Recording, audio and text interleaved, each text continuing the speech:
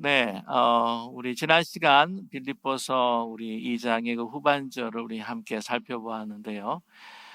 바울 사도는 자신이 이제 감옥에 갇혔을 때에 자기를 그렇게 수발해주고 또 함께 도와준 에바브로디도를 다시 돌려보내겠다라고 이렇게 말씀을 했습니다. 그와 더불어서 또한 디모데도 내가 너희들의 안부를 또 묻기 위해서 내가 또 전하고자 하는 말을 또 나누기 위해서 보내겠다라고 이렇게 말씀하셨습니다. 그래서 이 디모데와 에바브로디도를 사랑하는 이 바울 사도, 그 정기하게 여기에는 그러한 그 귀한 마음이 담겨 있는 이 서신을 우리가 지난 시간 함께 나누었는데요.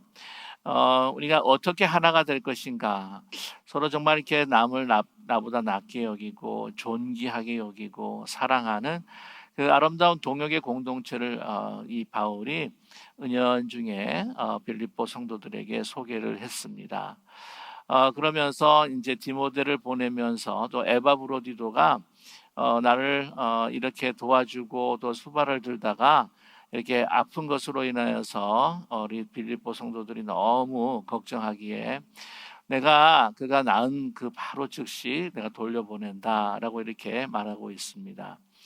또한 제가 여기서 행간을 좀 읽어보게 되면은요, 이렇게 보내면 그들이 또한 이 에바브로디도의 건강을 이제 걱정한 것도 있고, 그 다음에 지금 상황이 에바브로디도 이 목회자였죠, 빌립보 교회. 빨리 돌려보내서 이제 목회를 계속해서 담당을 해 가야 될 것 같다라는 판단이 있었던 것 같아요. 왜냐하면은 이 3장을 보게 되면은 지금 이 빌립보 교회 안에 들어와 있는 소위 반복음적인 세력이 있었다고 하는 것입니다. 그게 누구냐면은 이제 그 유대주의자라고 그렇게 이야기하죠. 영어로 이제 주다이저이라고 그렇게 표현을 하는데 그들의 그 미혹과 또한 잘못된 가르침이 이제 스며들고 있다라고 하는 것을 우리가 짐작을 할 수가 있습니다. 그 이유는 이제 뭐냐면은 2절 말씀을 보게 되면은 이제 개들을 삼가고 행악한 자들을 삼가고 몸을 상해하는 일을 삼가라라고 이렇게 말씀하고 있어요. 그게 이제 우리가 함께 계속해서 말씀을 나누겠지만 이 유대주의자입니다. 그러니까 이 복음에 있어서 한 가지를 더 더하는 거죠. 유대인들처럼 절기를 행하고 또한 할례를, 특별히 오늘 집중적으로 바울 사도가 이야기하는 것은 바로 이제 할례였습니다. 그러니까 할례를 받아야 우리가 온전한 믿음에 이르게 된다, 또한 온전한 구원을 완성시킬 수 있다라고 하는 주장이었죠. 이제 오늘 그 2절에 그 나타나는 유대주의자들에 대한 언급이 다시 3장에 이제 나타나는데, 그게 어디냐면은 이제 18절과 이제 19절의 말씀입니다. 그래서 18절 후반절 보게 되면, 하반절 보게 되면 여러 사람들이 그리스도의 십자가에 원수로 행하느니라 라고 하는 말씀이 있죠. 그 다음에 이제 19절의 말씀 보시면은 그들의 마침은 멸망이요 그들의 신은 배요 그 영광은 그들의 부끄러움에 있고 땅의 일을 생각하는 자라라고 이렇게 언급을 하고 있습니다. 이 3장을 보게 되면은 바울 사도의 정말 고백, 자신이 유대주의들처럼 자신이 그 유대교에서 열심을 가지고 교회를 핍박하고 하는 그 과거의 그 오류들에 대한 이제 고백을 이제 하면서 정말 하나님의 그 의 가운데 자신이 이제 발견되기를 원하는 그런 그 주옥 같은 고백들이 참으로 많습니다. 그래서 뭐 9절 같은 말씀도 그렇고요.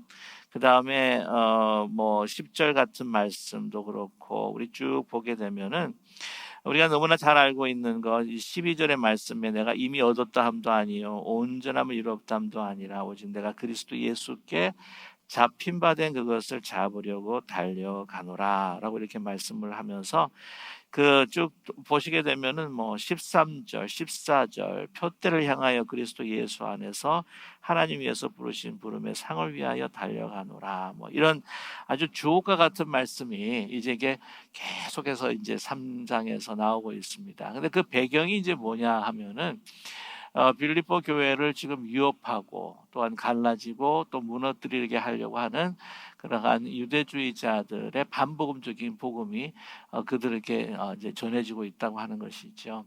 그래서 이 디모데, 내가 사랑하는 아들과 같은 사람이다. 그리고 에바브로디도 나를 위해서 너희들이 보내지 않았느냐. 너희들이 다 멀어서 올 수가 없기 때문에 에바브로디도를 통해서 정말 너희들의 그 간절한 나를 향한 사랑을 이렇게 다 보여줬는데 이제는 이제 돌려보낸다.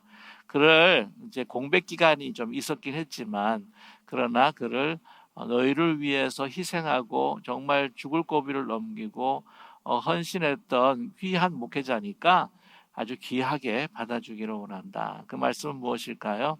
유대주의자들의 말을 귀담아 듣지 말고 내가 보내는 에바브로디도 다시 교회로 환원하는 그러한 에바브로디도 내가 보내는 디모데의 말을 잘 들어주기를 원한다라고 하는 그 말이 담겨 있습니다. 그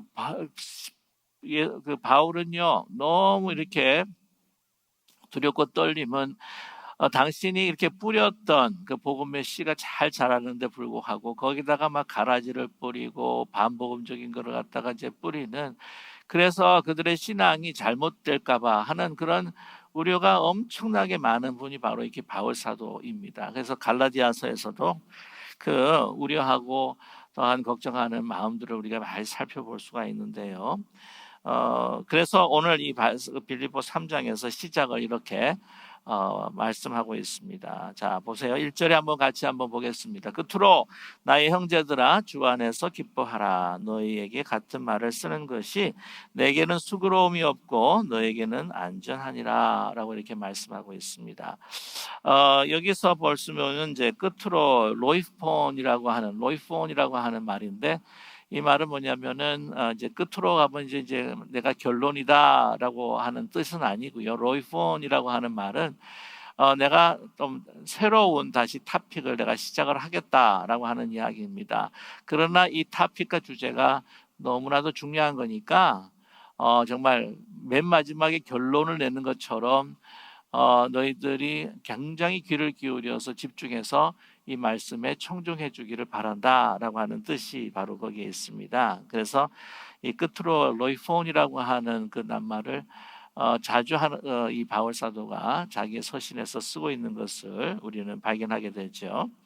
자, 끝으로 나의 형제들아라고 하면서 주 안에서 기뻐하라. 먼저 내가 어떤 말을 하든지 우리가 그리스도의 주시는 평강과 기쁨 안에서 우리가 기뻐해야 하는 공동체가 아니겠느냐라고 하는 것을 다시 상기시켜주고 있습니다.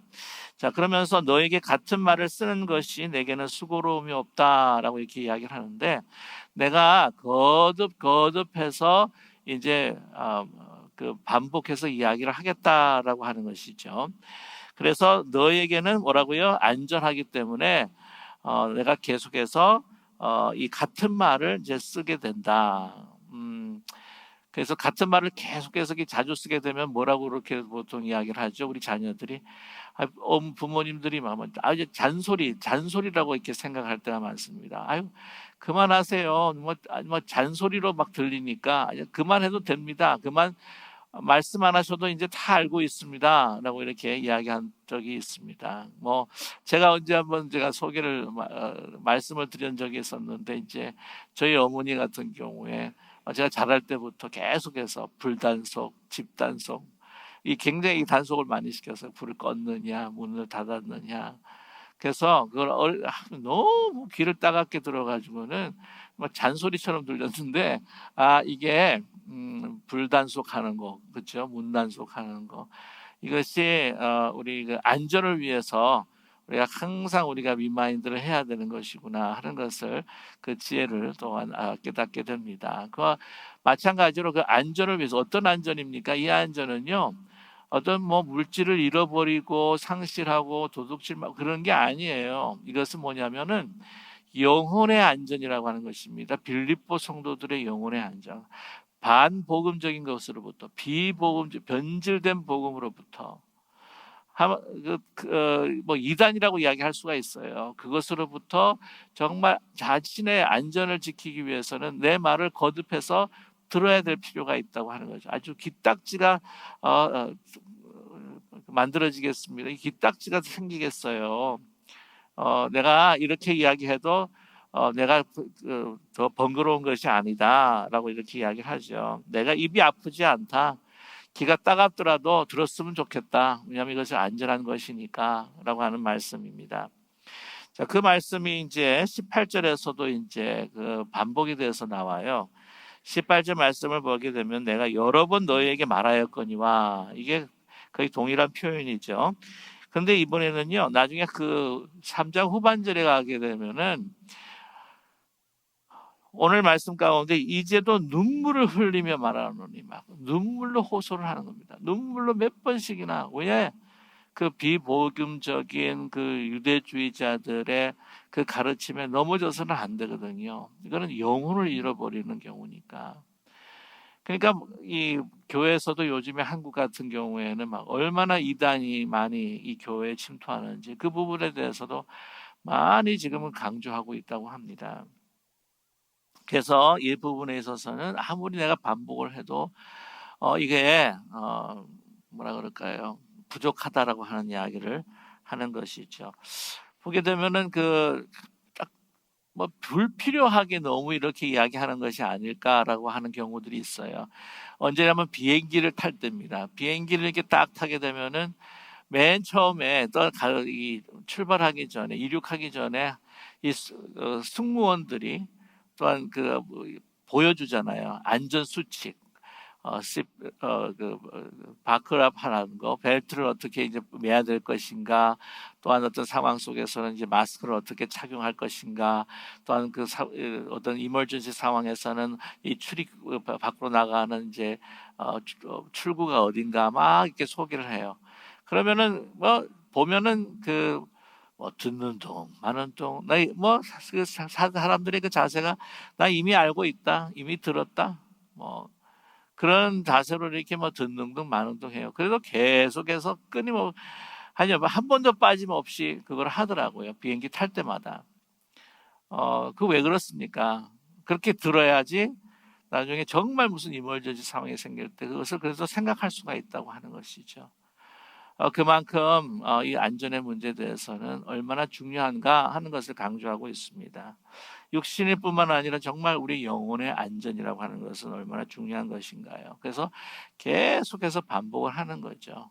유대 그 사회에서 그 교육 방법 중에서 가장 잘 사용하고 또한 효과적인 방법이 무엇입니까? 반복하는 거예요. 반복하는 거. 반복해서 몸에 배야 된다고 하는 것이죠. 특별히 영혼의 안전의 문제에 대해서는 그렇다라고 하는 것을 바울이 이야기하고 있습니다. 자, 그다음에 이제 2절의 말씀을 보시게 되면은 어디로부터 우리가 보호해야 되고 안전해야 될 것인가라고 하는 것인데요. 개들을 삼가고 행악하는 자들 삼가고 몸을 상해하는 일을 삼가라라고 이렇게 말씀하고 있습니다. 이들은 바로 유대주의자들입니다. 오늘 왜 그 유대주의자라고 하는 것을 우리가 알 수가 있냐면은 2절의 하반절에 보시게 되면 이제 몸을 상하게 하는 일을 삼가라라고 이렇게 말씀을 하고 있습니다. 그래서 이 몸을 상하게 한다라고 할 때에 그 카타토멘이라고 하는 이제 단어를 씁니다. 정말 이제 몸을 이제 이렇게 자르는 거죠. 여러분 아시겠지만 이 할례라고 하는 것은 이 그 살점을 이렇게 떼고 자르는 것이 아닙니까? 본래 그 할례라고 했을 때에 페리토메라고 하는 단어를 써요. 근데 여기서 그 페리토메라는 단어를 쓰지 않고 오늘 말씀 가운데에서 이 카타토멘, 정말 이 몸을 찢어서 상하게 하는 일이다라는 부정적인 표현을 사용하고 있다고 하는 사실입니다. 나중에 이 페리토메라고 하는 할례라고 하는 정말 진정한 할례파가 누구냐? 바로 그리스도를 믿는 우리들이 아니겠느냐랄 때에 그때에 그 정확한 단어를 사용하고 있습니다. 여러분 그 할례라고 하는 것 하나님과 그 이스라엘 백성 간의 그 언약을 맺은 그 육신의 그 징표라고 하는 것이죠. 그러나 그것은 그 구약의 예표적인 것이나 마찬가지입니다. 예수 그리스도의 보혈의 피를 통하여서 이 세례를 통하여서 우리가 하나님의 자녀가 되었다라고 하는 것. 그 언약의 가장 중심이 뭐냐면 바로 예수 그리스도라고 하는 것이죠. 그 위에는 우리의 육체적인 어떤 그런 표징과 징표가 필요가 없다고 하는 사실입니다. 이것을 통하여서 육신을 자랑하고 이것이 구원받을 수 있는 확증이라고 이야기할 수가 없다고 하는 것이죠. 그러한 것을 주장하는 유대주의자들, 그 사람들은 어떤 사람이냐? 개들이다, 행악하는 자들이다, 몸을 상하게 하는 사람들이다 라고 하는 것을 우리에게 말씀해 주고 있습니다. 요즘에 개들이라고 하면은 굉장히 가족처럼 느끼는 그런 사회에서 우리가 살고 있기 때문에 혹시 이것이 잘 다와오지는 않을지도 모르겠지만 2000년 전에 그 예수님 그 당시 하여튼 그 고대 사회에 있어서는 특별히 유대 사람들은 이제 개를 먹지를 않습니다. 그래서 그 주인 잃어버린 개, 이 들개처럼 이렇게 돌아다니는데 특별히 그 이스라엘 그 지방 가운데서는 이 개들이 그렇게 골치를 썩였다고 합니다. 서로는 막 싸우기도 하고 어떤 때는 막 덤비기도 하고 그래서 사람들이 다닐 때마다 이제 지팡이를 들고 다니면서 걔가 오면은 막 지팡이로 막 때리고 쫓고 하는 경우도 있었다고 그렇게 이야기를 합니다. 우리 지난 주일날 여러분 그 기억하시는지 모르겠지만은 부자와 거지 나사로에 대한 이야기를 함께 나눴죠.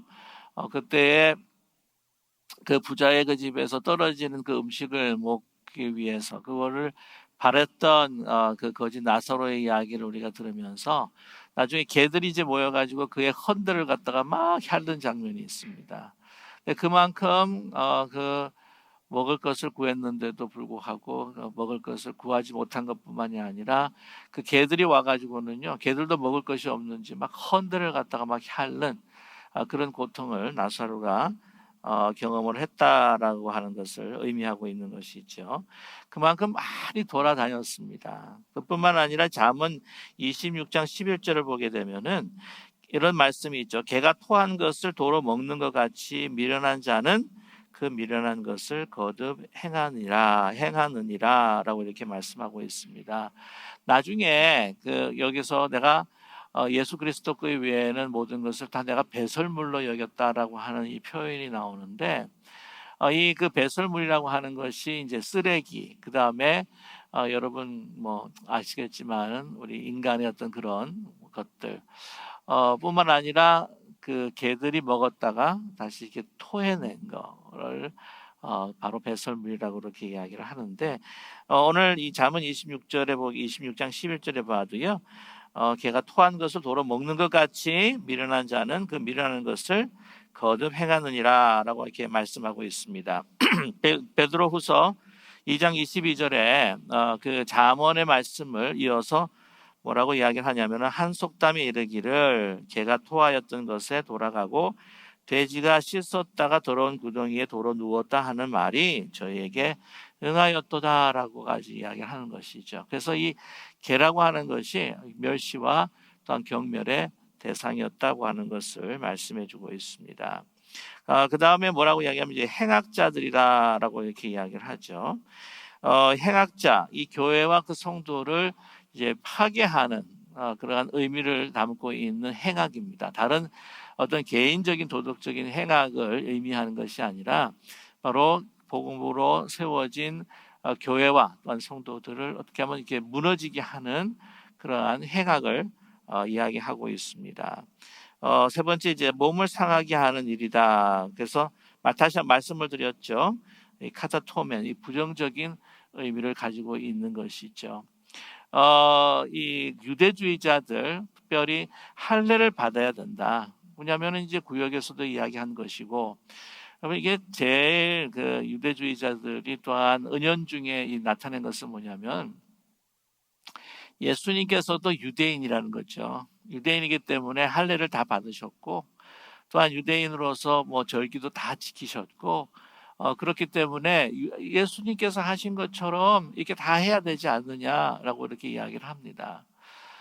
그래야 우리가 그 클래스를 봐도 크리스찬 중에서도 그렇게 해야지 이제 퍼스트 클래스 크리스찬이 되는 거고, 안 하면 이방인 같은 사람들은 또 세컨 클래스의 그 그리스도인들이다라고 이렇게 주장한 바가 있다고 하는 것이죠.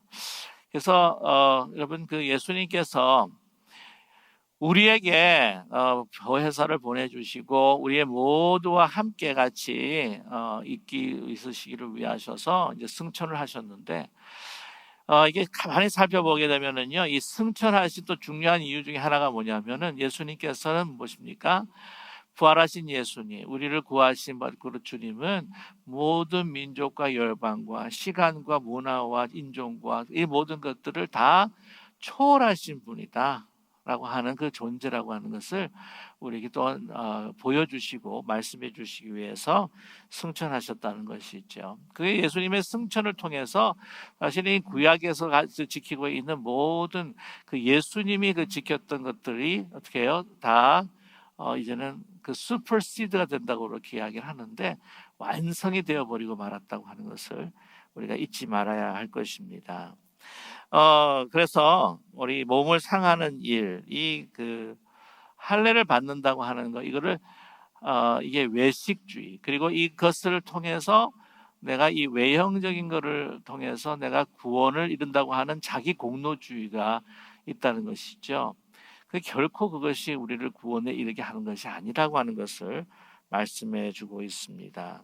그러면서 오늘 3절 말씀에 보시게 되면, 하나님의 성령으로 봉사하며 그리스도 예수로 자랑하고 육체를 신뢰하지 아니하는 우리가 곧 할례파라라고 이렇게 말씀하고 있습니다. 자, 여기서 3절에서 바울 사도는요, 무엇을 소개하고 있느냐 하면은 이 그리스도인들의 중요한 세 가지를 우리에게 말씀해 주고 있습니다. 이 그리스도인의 표지다, 그리스도인이 어떤 사람인가라고 하는 것을 여러 말로 표현할 수가 있겠습니다만은, 오늘 이 유대인들, 유대주의자들에 대한 그 경고의 말씀이라고 하는 그 문맥 안에서 오늘 중요한 세 가지를 우리에게 말씀을 해주고 있어요. 자, 먼저가 뭐냐면, 첫째가 뭐냐면 3절이죠. 하나님의 성령으로 봉사하는 거다라고 이렇게 이야기합니다. 여기서 이제 봉사한다라고 했을 때에 그냥 우리가 보통 이제 섬기고 봉사하고 우리 예배부로 봉사하고 친교부로 봉사하고 이런 봉사로 우리가 이해할 수가 있는데, 그게 아니고요. 이 라트리온테스라고 하는 이 헬라말을 사용을 하게 되는데, 이 봉사라고 하는 것은 바로 공적인 예배를 드리는 것을 표현할 때에 이 라트리온테스라고 하는 것을 사용합니다. 그래서 우리 영어로 이야기할 때에 예배를 뭐라고 또 가끔 이야기하죠? 서비스라고 이야기를 하죠. 예, 서비스. 그래서 이게 뭐냐면, 예배를 드릴 때에 뭐로 하느냐? 성령으로 하는 겁니다. 성령 안에서. 예수님께서 말씀하셨죠. 정말 신령과 진정으로, 하나님은 영이시니 신령과 진정으로 예배할지니라 라고 예수님께서 말씀하셨습니다. 그래서 성령으로 우리가 예배를 드린다라고 하는 것은 그 육체로 예배를 드린다라고 하는 것과 반대되는 이야기죠. 성령으로 예배를 드린다라고 하는 반대가 바로 육신적으로, 육체적으로 예배를 드린다. 그것은 무엇일까요? 내가 하나님 앞에 예배를 드리는 것은 나의 의로움 때문에, 내가 하나님을 선택을 했고 내가 이 율법을 잘 지켜서 의롭기 때문에 하나님께서 나의 기도를 받으시고 나의 예배를 받으신다. 그래서 예수님께서 그 외형적이고 외식하는 이 바리새인들에 대해서 얼마나 사실 많이 질타를 했는지 모릅니다. 그래서 그들이 기도를 할 때 어떻게 하죠? 길거리나 또한 공회당에서도 이렇게 막 하늘을 쳐다보면서 팔을 이렇게 벌리고 하나님 앞에 막 기도하고, 우리 누가복음 18장 보게 되면은 성전에서 그 이 바리새인의 그 기도를 우리가 기억하고 있는데, 나는 뭐 주님 앞에 11조를 드리고 또한 하나님에게 입제 토색하지, 다른 사람과 같이 토색하지 않고 간음하지 않고 막 이것을 막 나타내면서 어떻게 해요? 자기의 의를 드러내고, 내가 이 의로움이 있기 때문에 하나님께서 나를 축복하시고, 그러한 이 예배를 드린다고 하는 것은 그 자기 중심적인 예배가 될 수밖에 없는 것이죠. 그러다 보면은 예배를 드리면서도 끊임없이 뭡니까? 다른 사람들을 향해서 나와 같이 앉는다고 했을 때 아니 끊임없이 질타하고 나를 기준으로 삼아서 다른 사람들을 평가하게 된다고 하는 것이죠. 그게 아니라고 하는 겁니다. 나의 주신 온전한 그 의, 온전한 하나님의 축복은 바로 성령, 예수 그리스도의 그 영, 나를 위해서 죽으신 바로 그리스도로 인하여서 내가 복을 받고, 내가 하나님께서 나를 받아주시고 나를 축복하여 주시고 하시는 모든 것, 온전히 예수 그리스도를 중심으로 한 예배, 예수 그리스도에게 집중하는 예배, 모든 나의 것들을 예수 그리스도의 은혜로 내가 이해하고 또한 그것을 체험하면서 드리는 예배라라고 하는 것을 우리에게 말씀해 주고 있습니다. 자, 두 번째가 뭐냐면은 그리스도 예수로 자랑하는 겁니다. 내 자랑이 아니죠. 예수 그리스도만을 자랑하는 것입니다. 왜냐하면 내가 무가치한, 내가 무자격한 사람이라고 하는 것이죠. 모든 것의 복도, 모든 것을 하나님께서 행하신 일도, 내가 하나님 앞에 섬기는 그 모든 것도, 하나님 앞에 내 자신을 드리는 모든 헌신도 다 뭐예요? 그리스도께서 나에게 주신 은혜이기 때문에 내가 이것을 할 수 있다고 하는 것, 내가 주시는 그 건강으로 하나님 주시는 그 축복이기에 모든 것이 하나님의 것이, 모든 그 구원이 하나님의 은혜로 된, 그리스도의 은혜로 됐다고 하는 예수 그리스도만을 자랑, 십자가만을 자랑하는 것이 그리스도인의 표징이다라고 하는 것을 우리에게 말씀해 주고 있습니다. 여러분, 자랑이라고 하는 것은 자기 과시죠. 자기 허영이라고 이야기할 수 있습니다. 자기를 드러내고 나타내는 것이죠. 우리 그리스도인들에게서는요, 우리가 나타내고 내가 클레임하고 자랑할 수 있는 것이 하나도 없다고 하는 것이죠. 그렇기 때문에 예배소서에 말씀을 하는 것처럼 우리가 자랑할 것이 하나도 없어요. 그래서 천국은 굉장히 조용하다. 왜냐하면 내가 잘났다고 떠드는 사람이 없다는 것이죠. 교회에 힘들고 어려운 부분이 뭐냐면은 잘났다고 떠든다는 거예요. 그 다음에 세 번째입니다. 그것이 무엇입니까? 육체를 신뢰하지 않는다라고 하는 것이죠. 여기서 이야기했을 때에 이 sarx라고 하는 말을 씁니다. 여러분, 이게 중요한 그 바울의 그 서신 가운데에, 그의 신학 가운데에서 사용하는 단어 가운데 이 육체와 몸이라고 하는 게 있어요. 그래서 이 sarx라고 하는 말은 이제 물론 이제 육체, 어떤 때는 몸, 이 몸이라고 하는 것은 어떤 그 도덕적인 그 중립성, 우리 가지고 있는 어떤 이런 그냥 몸 할 때도 쓰긴 쓰이는데, 이 우리가 가지고 있는 어떤 죄악들, 어떤 영적인 본성 을 배제하고 어떤 이 중립적인 그 가치로서의, 육신으로서의 그 몸이라고 했을 때는 이제 소마라고 하는 말을 많이 써요. SOMA를 해서 이제 소마를 많이 쓰는데, 보통 이제 자기의 어떤 그 죄악된 그 본성, 자기 중심적인 어떤 그 성향을 이야기할 때는 이 SARX라고, SARX라고 하는 이 단어를 많이 씁니다. 그래서 오늘 말씀 보게 되면은 이제 이 SARX, 육체를 신뢰하지 않는다라고 하는 것이죠. 이게 무엇입니까? 자기가 육체로 행했던 것들, 그러니까 육체에 예를 들면 이게 할례라고 하는 그 표징, 내가 이 할례라고 하는 표징이 있기 때문에 나는 하나님 앞에 구원받은 하나님의 자녀야라고 이야기하는 거죠. 내가 그 유대 전통에서 이야기하는 그러한 뭐 키파라고 그럽니까? 이거를 썼기 때문에 하나님께서 나에게는 축복을 주시는 거야. 근데 이게 이 육체라고 하는 것이, 그러면 이 육체가요 우상화된다고 하는 것입니다. 우상화. 뿐만 아니라 육체를 신뢰한다고 하는 것은 뭐냐면 자기의 외형적인 조건을 믿고 신뢰하는 겁니다.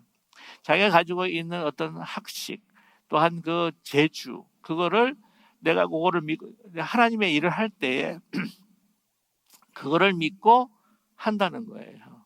예. 가끔 이제 찬양 대한 이야기를 하지만은 어, 우리가 하나님 앞에 찬양을 한다고 할지라도 내가 그 노래를 잘 부르고 또한 내가 이 악기를 잘 다루고 한다고 하는 그 재주만을 믿고 하는 것이 아니라 이거는 하나님께서 나에게 주시는 그 은사이기 때문에 정말 받을 자격이 없는 그 하나님의 그 놀라우신 그 사랑에 감사하고 감격하여서 그 은혜를 의지하며 주님을 의지하며 감사하는 가운데에서 내가 드리는 그 찬양, 그게 영적인 찬양이라고 하는 거죠. 자기 뜻을 능력을 내가 가지고 있는 것, 나의 어떤 실력, 세상이 이야기하고 있는 재능, 또한 학식 이런 것들을 내가 의지하지 않고 내가 그것을 의지하면서 기도하지 않고 말씀으로 먼저 우리를 무장시키는 것이 아니고 그 은혜로 사는 것이 아닌 바로 육체를 신뢰하는 그것을 신뢰하지 않는 것이 바로 그리스도인이다. 여러분 오늘 참 중요한 것 오늘 이 3절의 말씀이 얼마나 중요한지 몰라요. 우리가 오늘 하루를 보내면서도 이것은 세 가지는 꼭 기억을 하면 너무나 좋겠습니다. 내가 성령 안에서 하나님 앞에 예배를 드리는 그 모든 은혜 안에서 예수님만을 자랑하는 것 그리고 나의 모든 육체적인 외형적인 조건을 내가 신뢰하지 않는 것 신뢰하지 않으면 자랑할 필요도 없겠지요. 자 그런 것이 바로 그리스도인들이다. 그렇게 하지 않는 것이 유대주의자들이다라고 하는 것을 말씀해 주고 있습니다.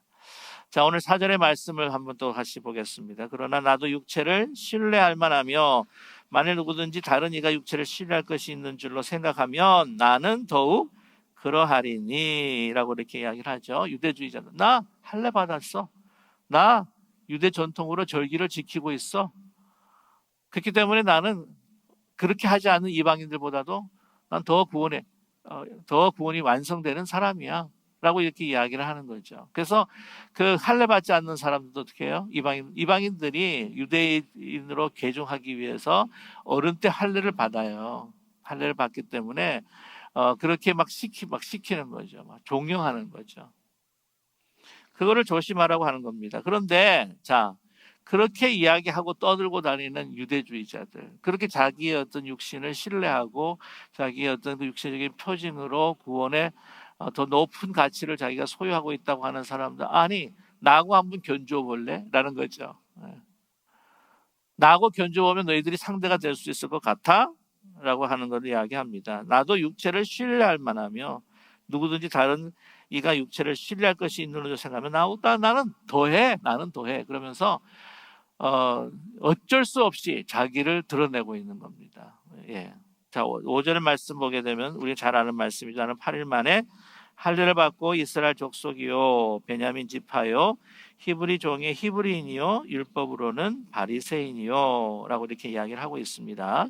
자, 8일 만에 이제 할례를 받습니다. 유대의 전통 가운데에 정말 8일 만에 할례를 받죠. 이스마엘 족속 같은 경우에는 13일 만에 이 할례를 받았습니다. 그래서 8일 만에 할례 받은 나는 전통적인 유대인이라라고 이야기를 하죠. 말씀드렸다시피 이방인들 같은 경우에는 개종 당시 때에 유대교로 개종 당시 때에 어른 때에 받게 되죠. 난 그러지 않았다는 거죠. 자, 그 다음에 베냐민 지파라고 이야기합니다. 여러분 베냐민 지파는 다 아시죠? 지파 가운데서도 유다 지파가 굉장히 좋은 그 중에서도 좋은 지파라고 알고 있지만 또 베냐민 지파도 아주 상당히 좋은 지파 중에 하나라고 자랑할 만한 지파입니다. 아시겠지만 야곱의 가장 사랑했던 라헬의 아들이었던 우리 그 요셉과 함께 베냐민이 있죠. 그리고 이스라엘의 초대 왕이 사울 왕인데 사울 왕이 어디 출신입니까? 베냐민 지파 출신입니다. 그리고 남과 북으로 나눠졌을 때에 여러분 보통 10지파는 다 에브라임 쪽으로 갔지만 밑에 유다 쪽에는 누가 합류했습니까? 베냐민 지파가 합류를 했습니다. 그리고 여러분 한 가지 더 말씀을 드리면은 모르드게와 에스더가 어디 지파냐면 베냐민 지파입니다. 그 많은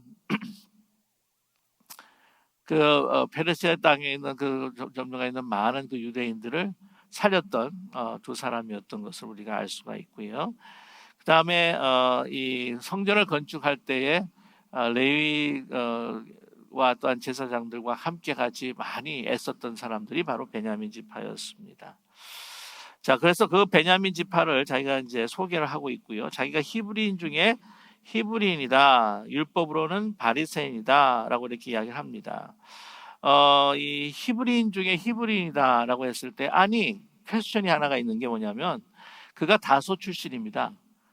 길기리아 다소의 그 출신이라서 아니 해외에서 했는데 자기가 무슨 히브리인 중에 히브리인이냐라고 이야기하는데 그때 당시 이 흩어져 있는 사람 이 히브리인들 가운데서도요 1세대 그러니까 헬라파 유대인이 아니라 유대인이라고 이야기할 수 있는 사람들이 어떤 사람들이었냐면은 이 아람어하고 히브리어를 갖다가 할 수 있는 사람이에요. 그래서 공회당이 여러 가지 있는데 공회당 가운데서 헬라어로 했었던 그 공회당이 있었는가 하면은 공회당 가운데서도 히브리하고 아람어로 예배를 드리는 공회당이 있었어요. 그래서 그 공회당에서 예배를 드리고 아람어를 하고 히브리어를 하는 사람이 1세대 유대인이라고 그렇게 생각했습니다. 그래서 히브리인이라고 그렇게 했어요. 그렇기 때문에 바울 사도가 본래 길기리아 출신임에도 불구하고 이 그러한 그 의미로 그가 히브리인 중에 히브리인이다라고 이렇게 이야기할 수가 있는 거죠. 율법으로는 바리새인입니다. 아시죠? 이 바리새인이라고 하는 것은 정말 613가지의 모든 것들을 다 지켜 행하는 아주 그냥 외형적입니다. 외형적으로는 정말 흠이 없는 모든 하나하나를 다 철저하게 지켜나가는 그런 바리새인이었다라고 하는 것을 우리에게 말씀해주고 있습니다. 자기가 이야기하고 있는 것이죠. 자, 그 다음에 열심으로는 교회를 박해하고 율법의 의로는 흠이 없는 자라. 자, 보세요. 율법의 의로는 흠이 없는 자. 그걸 뭐를 반복한 거냐면은 율법으로는 바리새인이다 라고 하는 말이 바로 다시 반복되어 있는 거예요. 율법의 의로는 흠이 없는 자다. 그러니까 그 유대주의자들이 계속해서 이야기하는 게 뭐냐면은 이제 율법에서 그렇게 이야기하지 않느냐. 율법. 그 예수님도 그런 율법을 또한 지키질 않았느냐. 율법. 그 율법이 우리에게 더 나은 예수 그리스도를 믿음으로 의받는 것보다도 그 한 단계 더 높여서 율법을 하게 되면 더 나은 의를 얻게 되는 거라는 그 유대주의자들의 그 바에 대한 것을 기억하면서 이렇게 이야기하자. 나도 율법으로는 흠없는 자야. 자, 그런데 이제 오늘 말씀의 6절에 보게 되면은요, 그 열심으로 교회를 박해하고 보면 이 열심이라고 하는 것이 그냥 단순한 단어가 사실은 아닙니다. 뭐냐면은 이 열심이라고 하는 단어에서 폭력성이 있습니다. 하나님의 이름으로 또한 율법의 이름으로 이 열심이라고 하는 이 단어는 이 율법의 이름으로 폭력을 가하는 거죠. 왜 이 그 전통이 있습니다. 이 젤러시라고 하는 그 단어인데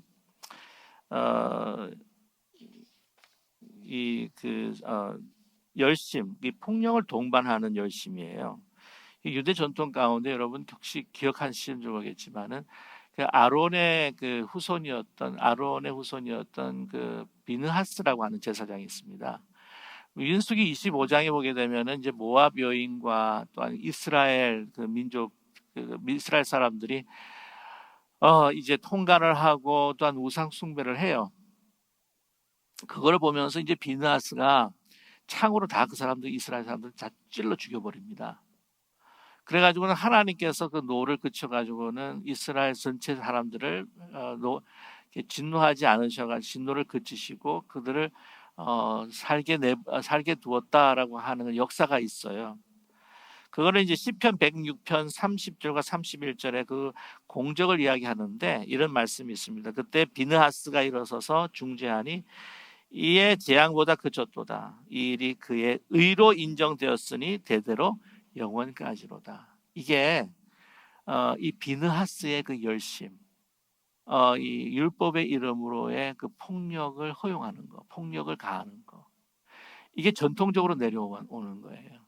그래서 여러분 아시겠지만은 그 주전 100년 경에서부터 이 헬라 제국이 유대교를 그 말살시키려고 얼마나 노력했는지 모릅니다. 그래서 이 분노하고 한거에서 제사장의 가문이 된 그 마타디아스 그 맥가비 전쟁이 일어나지 않습니까? 그래서 독립을 이제 세우는데 그 독립 전쟁을 일으키는 가장 중요한 그 마음의 모티브 중에 하나가 뭐였냐면은 이 비느하스의 열심이었어요. 우리가 유대교를 지켜야 된다. 이게 어떤 정치적인 것도 있겠지만 그 뭐 가장 프런트에서 나와 있는 거는 뭐냐면 이 비느하스의 열심, 이 종교적인 이 순수성을 지키기 위한 전쟁이었다고 하는 거죠. 그래서 그게 전통으로 쭉 이어 나오면서 어디까지 오냐면 여러분 많이 들어보죠. 열심당 아세요? 열심당, zealot. 이 젤론이라고 하는 단어, 질럿이라고 하는 단어에서 나왔는데 열심 당원들 가운데서도 굉장히 더 폭력성이 강한 사람들이 말씀드렸죠. 시칼이라고 해가지고는 정말 이 단도를 대거라고 하는 단도를 들고 있는데 시칼이라고 하는 것이 한국말하고 좀 비슷한 시칼. 예.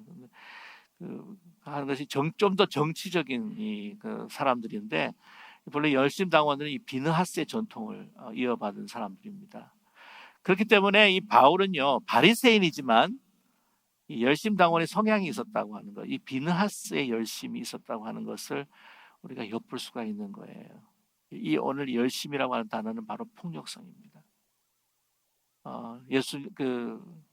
우리 역사를 봐도 이 교회 역사를 봐도요 정말 예수님의 이름으로 하나님의 이름으로 이런 폭력이 너무나 자행됐던 것들을 그 경우를 우리는 바로 보게 된다고 하는 것이죠. 중세 시대 때도 마찬가지였습니다. 그런 열심이 얼마나 정말 무지한 것인지를 바로 오늘 바울은 이야기하고 있지 않습니까? 자, 오늘 그래서 7절에 이야기합니다. 자, 그런 나 자신인데 그러나 무엇이든지 내게 유익하던 것을 내가 그리스도를 위하여 다 해로 여길 뿐더러, 이 해라고 이야기할 때 재미안이라고 하는 단어를 쓰는데 이게 loss라고 하는 다 잃어 상실이라고 하는 거죠.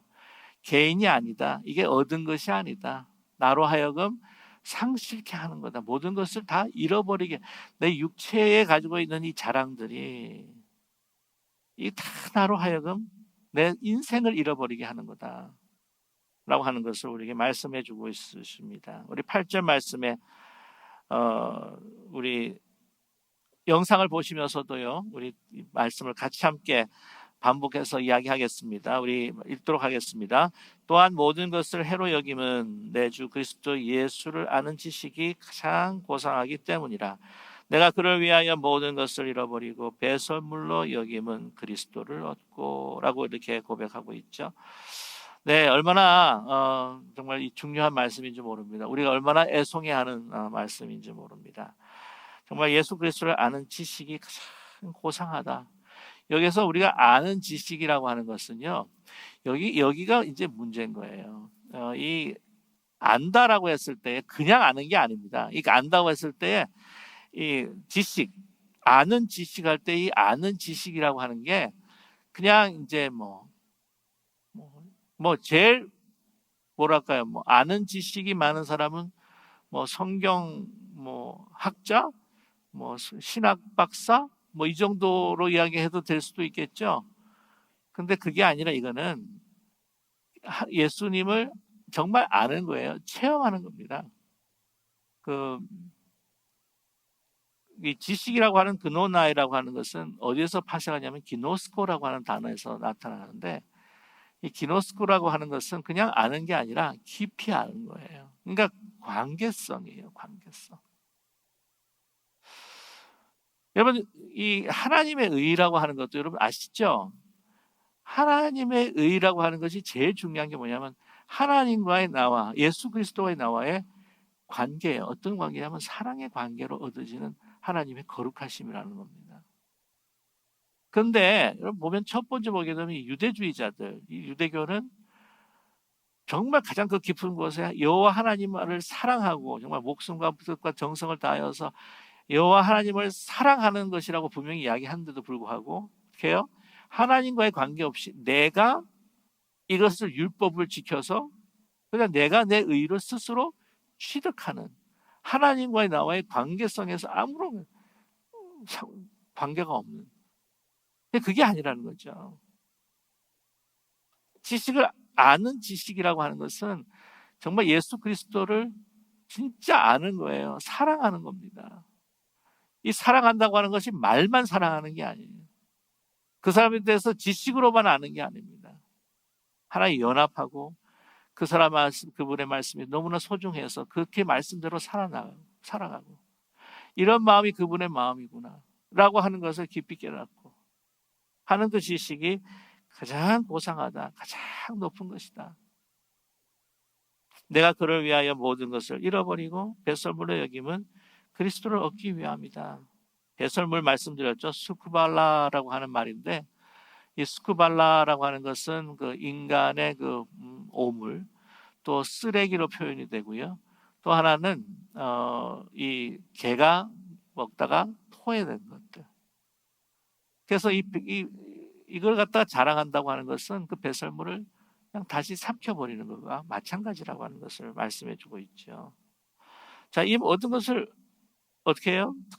다 배설물로 여김은 가장 소중한 것이 나에게 있기 때문에. 근데 이거를 내 육체의 것들을 갖다가 막 주섬주섬 이렇게 막 손에 붙들다 보면은 가장 소중한 주님을 아는 지식과 주님을 사랑하는 그 관계를 내가 놓쳐버릴 수 있기 때문에 내 이 모든 것들을 다 어떻게 해요? 가장 소중한 것을 위해서 내가 하찮아 버리는 것들을 다 내가 버려버렸다라고 그가 말씀하고 있습니다. 오늘 9절의 말씀으로 말씀을 마치기 원하는데요. 우리 9절 다시 한번 우리 9절 너무나 잘 알고 있는 말씀이지만 우리가 살아가면서 신앙생활하면서 그냥 순간순간 이 망각해 버릴 때가 많은 말씀이죠. 9절의 말씀 같이 한번 읽겠습니다. 그 안에서 발견되려 함이니 내가 가진 의는 율법에서 난 것이 아니요 오직 그리스도를 믿음으로 말미암은 것이니 곧 믿음으로 하나님께로부터 난 의라. 아멘.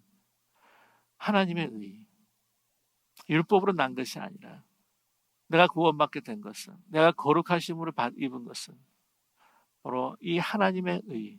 이 하나님의 의는요, 바울이 이야기하는 하나님의 의는 바로 예수 그리스도의 십자가의 의입니다.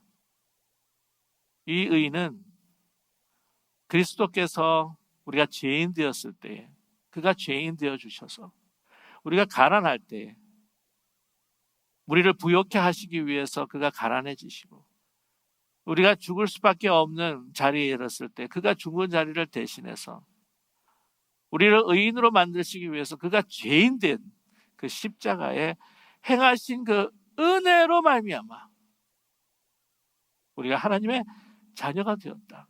우리 가치 없는 우리 인간들을 그것이 바로 하나님의 의입니다. 우리가 그 의를 취득할 수 있는 그런 자격이 없는 우리라고 하는 것을 분명히 우리에게 말씀해 주고 있다고 하는 것이죠. 하나님께로부터 난 의. 내가 아닙니다. 율법이 아닙니다. 바로 하나님께로부터 그 은혜로 받은 그 믿음으로만 가능한 그 의, 거저 주시는 그 하나님의 그 사랑. 그것으로 우리가 의롭게 됐다고 하는 것을 우리에게 말씀해 주고 있습니다. 이제 우리 다음 우리 토요일에도 계속해서 이 부분에 대해서 좀 더 말씀을 함께 나누겠는데요. 저와 여러분 오늘 주신 말씀 그냥 꼭 붙들고 저와 여러분 이게 내가 성령으로 통치받고 지배받지 않으면은요 우리의 죄된 본성이 계속해서 그냥 막 여기서 불뚝 이렇게 올라옵니다. 계속 자기 중심으로 신앙생활을 해도 내가 행하는 것에 집중하고 나를 향한 잘못된 그 사랑, 자기 자신을 숭배하는 것을 통해서 우리가 정말 하나님의 의가 아니라 나의 의, 나의 행위로 인한 의, 나를 자랑하는 의가 될 수밖에 없다고 하는 것. 그래서 우리가 다시 한번 우리가 기억하고, 저와 여러분, 여기까지, 지금 이곳까지 정말 우리에게 베풀어 주신 하나님의 은혜와 그 기적들, 그리고 우리가 영원하신 하나님을 얼굴과 얼굴을 마주 대하는 그날까지 우리에게 베풀어 주실 은혜와 기적들을 감사하면서요, 오늘도 주님만을 찬양하며 예수님만을 자랑하는 저와 여러분 되시기를 주님의 이름으로 간절히 축원합니다. 기도하겠습니다.